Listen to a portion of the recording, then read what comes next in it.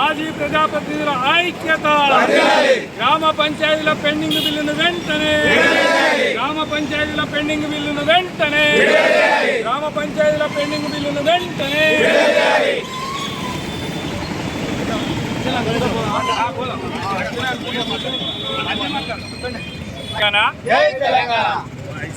ఈరోజు గ్రామ పంచాయతీల 73, 74 రాజ్యాంగం ప్రకారంగా మాజీ ప్రజాప్రతినిధులందరూ కూడా 5 సంవత్సరాలు గ్రామ అభివృద్ధి లక్ష్యంగా పనిచేసి అనేక సేవలు చేసి పెట్టుబడులు పెట్టి వాటికి పెట్టుబడి పెట్టి నిర్మాణం చేసిన పనులు ప్రజలకు ఉపయోగపడుతున్నాయి. కానీ ప్రజాప్రతినిధులు అనుకుంటోళ్లకు అప్పులు చేసి భార్యల మీద బంగారం అమ్ముకొని కొద్దిపాటి ఉన్న ఆస్తులు కూడా అమ్ముకున్నా కూడా అప్పులు తీరక ఆత్మహత్యలు చేసుకొని అనేక మంది సర్పంచులు ప్రాణాలు కోల్పోతున్నారు. అయినా కూడా ప్రభుత్వాలు మారినా కూడా ప్రభుత్వం స్పందించి మా బిల్లులు ఇవ్వనందుకే మేమందరం కూడా ఈరోజు నియోజకవర్గంలో నర్సంపేటలో 6 మండలాల ఎంపీడీఓలకు మా వినతి పత్రము సమర్పించడానికి ఈ కార్యక్రమం తీసుకోవడం అయినది.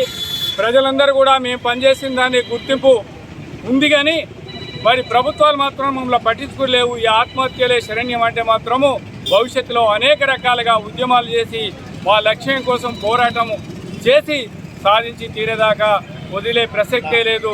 ప్రభుత్వాలకు కనువిప్పు కలిగించి తక్షణమే మా నిధులు విడుదల చేయాలని డిమాండ్ చేస్తున్నాము.